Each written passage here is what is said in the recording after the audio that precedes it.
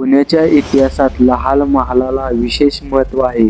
छत्रपती शिवाजी महाराजांच्या बालपणाशी आणि स्वराज्याच्या सुरुवातीच्या काळाशी लाल महालाला जवळचा संबंध. शहाजीराजे भोसले यांच्या आदेशानुसार जिजाबाईंनी बाल शिवाजी महाराजांसोबत पुण्यात वास्तव्य केले. त्या काळात पुणे परिसराची अवस्था फारशी चांगली नव्हती. जिजाबाईंनी पुण्याच्या पुनर्विकरणासाठी मोठे प्रयत्न केले. लाल महाल हा पुण्यातील शिवाजी महाराजांच्या वास्तव्याशी जोडला गेलेला प्रमुख वाडा मानला जातो. येथेच शिवाजी महाराजांचे बालपण गेले आणि जिजाबाईंनी त्यांच्यावर संस्कार केले.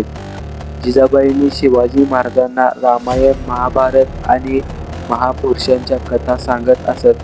अन्यायाविरुद्ध उभे राहणे, प्रजेचे रक्षण करणे आणि स्वराज्याची भावना त्यांच्या मनात निर्माण करण्यामध्ये जिजाबाईंची भूमिका अत्यंत महत्त्वाची होती. याच काळात दादोजी कोंडदेव यांनी पुणे जहागीरीच्या व्यवस्थापनात महत्त्वाची भूमिका बजावली. शिवाजी महाराजांना घोडेस्वारी, शस्त्रविद्या आणि प्रशासनाची प्राथमिक शिकवण मिळाली अशी ऐतिहासिक परंपरा सांगते. लाल महालाशी संबंधित सर्वात प्रसिद्ध घटना म्हणजे शाहिस्तेखानावर केलेला हल्ला. इसवी सन 1663 मध्ये मुघल सरदार शाहिस्तेखान पुण्यात आला आणि त्यांनी लाल महालात मुक्काम केला.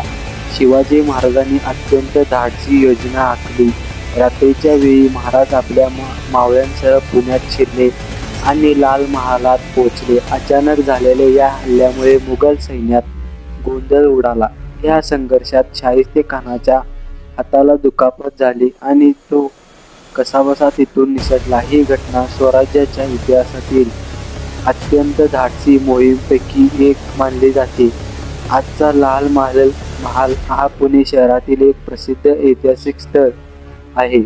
मात्र सध्याची वास्तू ही मूळ लाल महालाची तंतोतंत जतन झालेली इमारत नसून त्याचे पुनर्निर्माण करण्यात आले आहे. लाल महालाकडे पाहताना आपल्या केवळ एक इमारत दिसत नाही, तर शिवाजी महाराजांचे बालपण, जिजाबाईंचे संस्कार आणि स्वराज्याच्या विचारांची सुरुवात यांची आठवण होते. म्हणूनच लाल महाल हा महाराष्ट्राच्या इतिहासातील एक अत्यंत महत्त्वाचा ठेवा आहे.